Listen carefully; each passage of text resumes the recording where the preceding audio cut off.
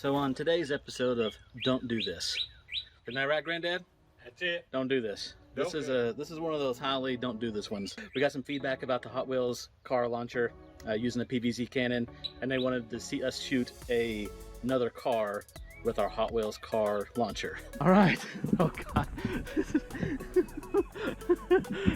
All right.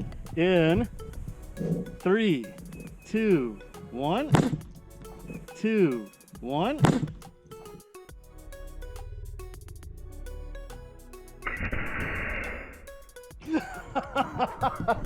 Dude.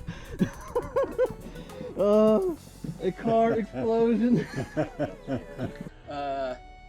Do we have any cars left? I think there's a piece of the Jeep right here, the bottom of something else here. Oh, some wheels. I found some wheels. Oh, check it out. It's the seats. The seats with piece of the red car up here. Found a piece of the Jeep. Yeah, wow, that's bad. Let's come to this side. Look how much damage it did to the front.